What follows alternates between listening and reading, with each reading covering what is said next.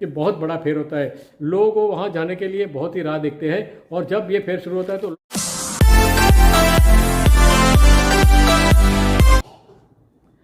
आज का ये वीडियो के अंदर है ना, मैं एक इम्पोर्टेंट बात आप लोगों से करना चाहता हूँ। शायद आप लोग भी ये बात सुनकर रियलाइज़ करेंगे कि हाँ यार, ऐसा भी हम लोग हुआ करते थे।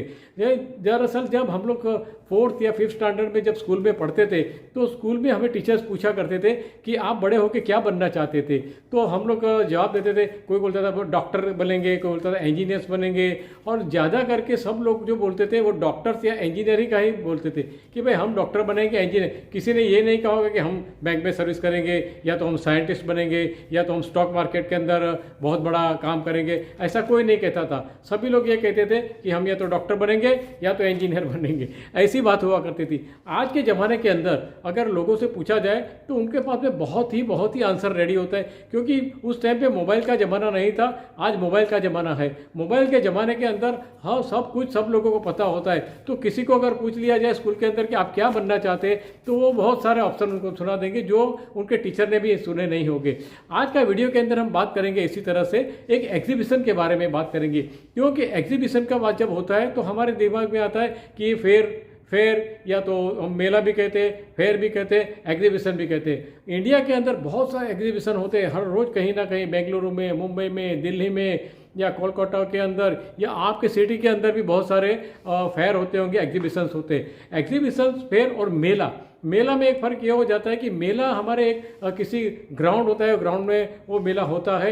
वहाँ बहुत सारे खाने पीने के स्टॉल्स भी होते हैं, वहाँ होम अप्लायंसेस भी होती है, खेल खिलौने भी होते हैं, और ऐसे बहुत सारे स्टॉल होते हैं जिसे हम एक कॉमन मेला कहते हैं, जहाँ जाके हम लोग एंटरटेन करते हैं। फिर कुछ ऐसा मेले आते हैं जो फेयर होते हैं, जो फेयर ऐसे फेयर होते हैं इंडिया के अंदर कि बड़े बड़े फेयर भी होते हैं। जैसे कि आप ले लिए कि मशीनरी इम्टेक्स करके इंडियन मशीनरी का जो बहुत बड़ा एक एग्जीबिशन होता है, वो होता है बेंगलुरु में। वो सारे मशीनरी पर और टेक्निकल प्रोडक्ट के ऊपर होता है। ऐसे बहुत सारे एग्जीबिशन होते हैं। लेकिन वर्ल्ड के अंदर ये वीडियो पूरा देखिएगा, क्योंकि मैं समझता हूँ जब आप वीडियो पूरा देखेंगे तो ही आप लोगों को पता चलेगा कि ये मैं किसके बारे में बात कर रहा था। तो ऐसा एक एग्जीबिशन, एक फेयर जो लगता है इंडिया के अंदर नहीं, वर्ल्ड के अंदर सबसे बड़ा फेयर लगता है। और वो फेयर इतना बड़ा होता है कि वो साल में 2 बार वो लगता है फेयर, एक स्प्रिंग में लगता है और एटम में लगता है। ये दो टाइम ये फेयर लगता है। और ये फेयर इतना बड़ा होता है कि जब एक फेयर का जो खत्म हो जाता है वो फेयर का समय, तो दूसरी बार फेयर कब आएगा ये इनके अंदर वो नक्की होता है कि ये और ये सीज़न के अंदर ये फेयर आएगा। और वो फेयर के अंदर जाने के लिए दुनिया भर के लोग बहुत सा उत्सुक होते हैं। आज अगर फेयर खत्म हो गया तो अगला फेयर में क्या करेंगे, ये सब लोग प्लानिंग कर लेते हैं। अमेरिका से, यूके से, जर्मनी से, ऑस्ट्रेलिया, इंग्लैंड, न्यूजीलैंड, सारे वर्ल्ड के लोग, और हमारे इंडिया से भी बहुत सारे लोग उस फेयर के अंदर जाते हैं। वो फेयर है ना, इतना बड़ा फेयर होता है कि उसको घूमने के लिए एक 1185 स्क्वायर मीटर के अंदर होता है, यानी कि 1.5 करोड़ से भी ज़्यादा स्क्वायर फीट के अंदर वो फेयर होता है। वो फेयर के लिए सब लोग राह देखते हैं। और हमारे यहाँ भी जितने यंग लोग गए, आज मैं आप लोगों से कहूँगा कि जितने यंग लोग गए वो ये फेयर में जाए और वे फेयर में जाके वो ऐसा प्रोडक्ट ढूंढ के लाए कि उनकी लाइफ बन जाए। तो मैं आज इस फेयर के बारे में बात करूंगा। तो हे गाइस, क्या हाल है सभी का? I hope you are all good. मैं हूं Suresh, so welcome back to video. तो हम बात कर रहे हैं ऐसे एक फेयर के बारे में जो चाइना में होता है, और उससे कैंटन फेयर। इस बार का जो फेयर है अभी स्प्रिंग फेयर जो होने वाला है वो देखिए शुरुआत होने वाली है अप्रैल 15 से लेके मई 5 तक। ये फेयर है ना, बहुत बड़ा फेयर होता है। और चाइना में ज़ियांगजोंग के अंदर ये फेयर होने वाला है।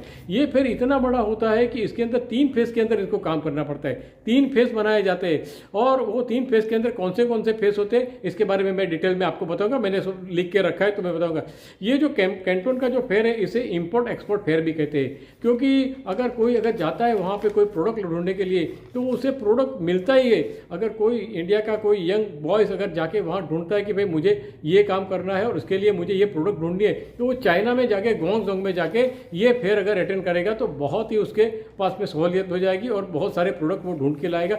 और अगले आने वाले दिनों के अंदर वो बहुत सारा पैसा उसमें से कमा सकता है। हो सकता है वो अपनी इंडस्ट्री भी लगा दे कोलैबोरेशन करके, और बहुत आगे बढ़ सकता है। तो ये फेयर एक इंपॉर्टेंट फेयर है। इसके बारे में मैं आगे आप लोगों से बात करता हूँ। तो चलिए देखते। मैंने बताया 1185 यानी 1185 स्क्वायर मीटर के अंदर ये फेयर होता है। और इसके जो फेयर है ना, वो 4 डोम्स के अंदर होता है।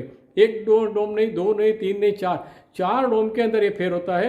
वहाँ कोई अगर जाना चाहता है तो देखिए मैं आपको बता दूं कि अच्छे से कोई ये अपने मेक माई ट्रिप है, थॉमस कुक करके जो है, उन लोगों को आप अगर कांटेक्ट करेंगे तो आपको उनके बारे में बहुत कुछ बताएंगे। अच्छा, तो चलिए आगे अपने बात करते हैं हम लोग। ये तो 4 डोम के अंदर ये फेयर होता है, और 4 डोम के अंदर क्या होता है कि ये डोम बहुत बड़े बड़े डोम्स होते हैं, जिसके अंदर घूमने के लिए आपको बहुत नहीं यानी 3-3 दिन लगेंगे, तब एक डोम आपका पूरा हो जाएगा। ऐसे 4 डोम को घूमने के लिए आप लोगों के पास इतना टाइम भी नहीं रहेगा, क्योंकि 5 दिन होता है। ये बार का जो टाइम जो फेयर है वो 135th Canton fair spring fair है। और वो देखिए उसकी डेट मैं आप लोगों से बता दूं तो 15 अप्रैल से लेके 5 मई तक, 15 अप्रैल से लेके 5 मई, 3 फेज के अंदर ये फेयर होने वाला है। तो चलिए मैं आपको बताऊं कि ये फेयर पहला फेज में क्या होता है। फर्स्ट फेज जो होता है ना, उसके अंदर वो अप्रैल 15 से लेके 19 तक, अप्रैल 15 मैं इसके अंदर बहुत सारे स्लाइड्स भी रख दूंगा, जिससे आप लोगों को डेट वगैरह की भी कुछ पता चल जाएगा। तो अप्रैल 15 से लेके 19 तक का एक फेस है। सेकंड फेस है जो 23 से लेके 27 अप्रैल को है, और थर्ड जो फेस है वो 1 मई से लेके 5 मई तक, यानी अप्रैल और मई 2 महीना इसके अंदर आ जाएंगे। लेकिन एंड ऑफ द 15 से लेके शुरुआत होगा और 5 मई को इसका एंड होगा। अब क्या क्या होगा और कौन से डेट में क्या क्या होगा, इसके बारे में हम बात करते हैं। तो देखिए फेस 1 के अंदर जो होता है ना, वो फेस 1 के अंदर कौन सी प्रोडक्ट होती है, क्योंकि आप अगर जाना चाहते हैं और आप नक्की करते हैं कि मुझे यहाँ पे जाना है और हमें कुछ प्रोडक्ट ढूंढना है, तो कौन से फेस में आपको जाना होगा, इसका मैं आप लोगों को बताता हूँ। तो जो फेस 1 15 अप्रैल से लेके 19 अप्रैल तक जो होने वाला है, उसके अंदर कौन से प्रोडक्ट आपको एग्जीबिशन में देखने मिलेंगे। तो देखिए हाउस होल्ड प्रोडक्ट देखने मिलेंगे, इलेक्ट्रिक अप्लायंसेस देखने मिलेंगे, और कंज्यूमर इलेक्ट्रॉनिक प्रोडक्ट, यानी आप लोगों को जो कंज्यूमर प्रोडक्ट जो घर में यूज़ करते हैं हम लोग, कुकर वुकर जो इलेक्ट्रिक, सारे इलेक्ट्रिक प्रोडक्ट आपको वहाँ देखने मिलेंगे।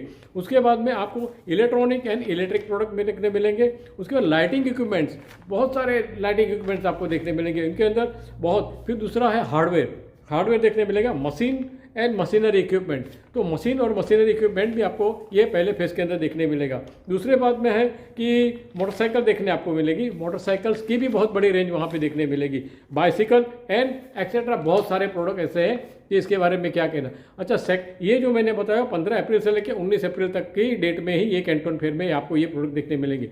दूसरा जो होगा सेकंड फेज जब होगा वो 23 अप्रैल से लेके 27 अप्रैल तक। क्यों कि जो 15 से 19 अप्रैल तक जो लोगों ने पार्टिसिपेट किया होगा उसके अंदर, वो लोग अपने जो स्टॉल्स है वो खाली करेंगे। उसके बाद में 2 नए जो जिन्होंने स्टॉल्स वहाँ पे बुक किया होगा उनका सारा मटेरियल लाएंगे, सारी व्यवस्था फिर से करेंगे।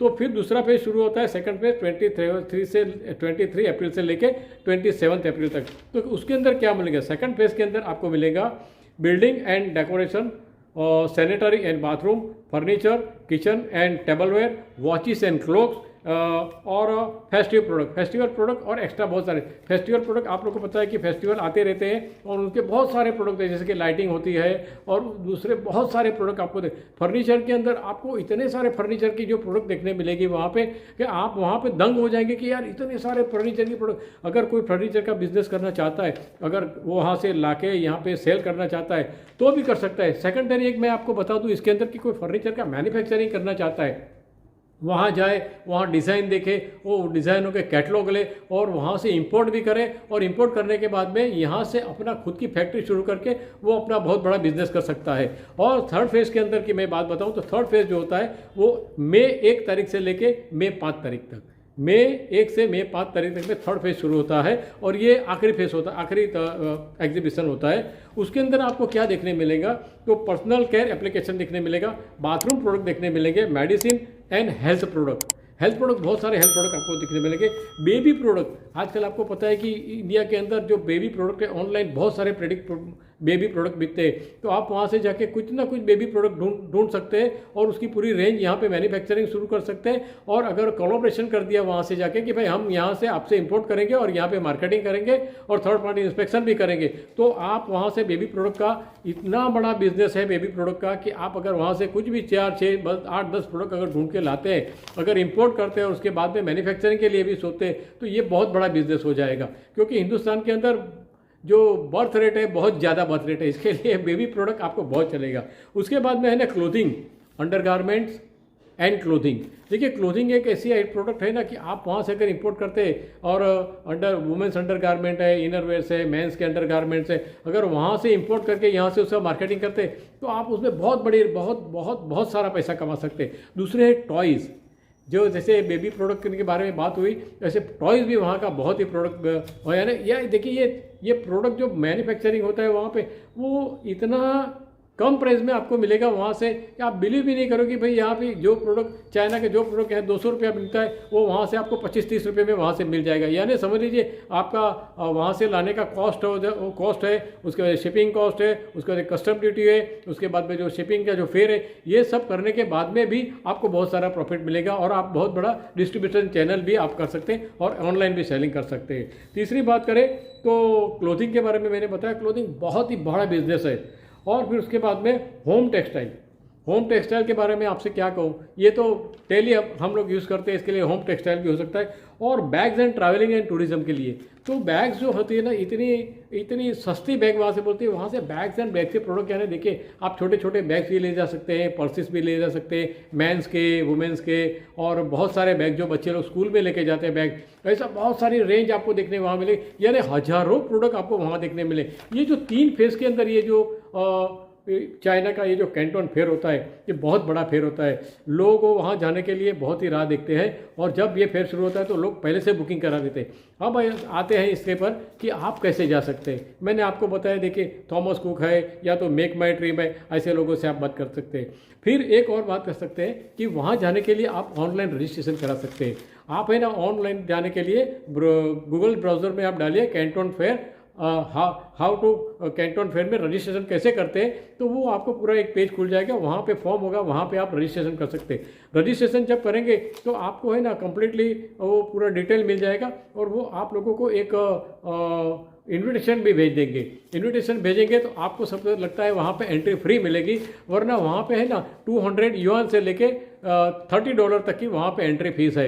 यानी $30 यानी हम लोग 2,400 रुपया वहाँ पे एंट्री फीस है। अब मैंने आपको बताया कि वहाँ पे कैसे जाना है, तो कोई अच्छे ट्रैवल्स के साथ में आप जा सकते हैं। वो इतना बड़ा फेयर है कि मैं हमेशा वीडियो देखता हूँ उनके टीवी के अंदर, यूट्यूब के अंदर वीडियो देखता हूँ। जब आप भी अगर ऐसा कुछ करना चाहते हैं तो यूट्यूब पे है ना कैंटन फेयर का वीडियो देखेगा, आपको पता चल जाएगा कि एक डोम के अंदर 15 सेक्शन होते हैं और एक सेक्शन आप अगर एक डोम के अंदर 15 सेक्शन होते हैं, 15 सेक्शन के अंदर एक सेक्शन के अंदर टोटली 25,000 एग्जीबिशन के अंदर एग्जीबिटर लोग पार्ट लेते हैं। आप कुछ भी प्रोडक्ट मांगिएगा वहाँ से आपको मिल जाएगा। वीडियो थोड़ा लंबा हो रहा है क्योंकि ये देखिए कैंटन फेयर के बारे में सभी लोग तो जानते हैं, कुछ लोगों को पता ही नहीं है कि कैंटन फेयर क्या है और कहाँ होता है। कैंटन फेयर मैंने बताया गुआंगडोंग चाइना में होता है और उसके बारे में आप ब्राउज़र गूगल में डाल के आप बहुत कुछ देख सकते हैं। और मैं आप लोगों को एक बात बताऊं कि इंपोर्ट एक्सपोर्ट, आप लोग अगर कोई प्रोडक्ट बनाते हैं, बहुत सारे मैन्युफैक्चरर्स को मैं बात करूंगा कि अगर आप लोग कुछ मैन्युफैक्चरिंग करते हैं और वहाँ पे जाके आप अगर स्टॉल रख के वहाँ पे आप शोकेस करते हैं, आपका एक स्टॉल रख के वहाँ शोकेस कर, तो देखिए दुनिया भर से लोग आते हैं, यानी कि हो सकता है आपने वहाँ पे पार्टिसिपेट किया है और पार्टिसिपेट करने के बाद में अगर आपको कोई 2 या 4 ट्रेडर भी मिल जाते हैं या तो कोई ऐसा परचेसर मिल जाता है, तो आपका पूरा जो एक्सपेंसेस है आने का जाने का वो पूरा निकल भी जाएगा और आपका एक नया बिजनेस शुरू हो जाएगा इंपोर्ट एक्सपोर्ट के अंदर। एक्सपोर्ट के अंदर आपका बहुत बड़ा बिजनेस हो जाएगा। वहाँ पे जाइए, पार्टिसिपेट कीजिए। दूसरी और बात बताता हूँ मैं आपको कि ये जो गुआंगडोंग के अंदर जो ये फेयर होता है वो बहुत बड़ा फेयर है। मैंने आपको बताया 1.5 करोड़ स्क्वायर फीट के अंदर उनका फेयर, 4 डोम होते हैं ABCD। तो ABCD 4 डोम्स के अंदर घूमने के लिए आप लोग को जो 5 दिन का जो टाइम मिलता है ना, वो भी कम पड़ जाएगा। यानी कि अगर आप जाना चाहते हैं तो देखिए आज हो गई, अब थोड़े 1 महीने के टाइम बाकी है। 1 महीने के टाइम के अंदर अगर आप जाना चाहते हैं तो पहले तो रजिस्ट्रेशन करवा दीजिए वहाँ पे।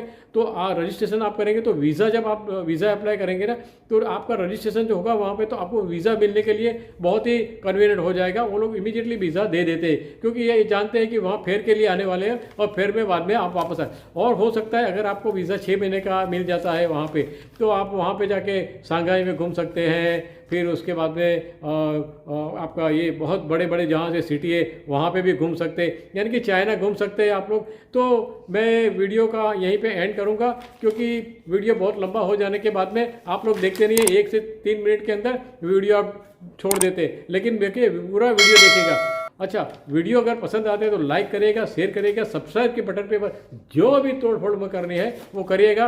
वीडियो का मैं यहीं पे एंड लाता हूँ, लेकिन वीडियो पूरा देखिएगा। वीडियो पूरा देखने के लिए आप लोग का बहुत बहुत शुक्रिया। Thank you very much.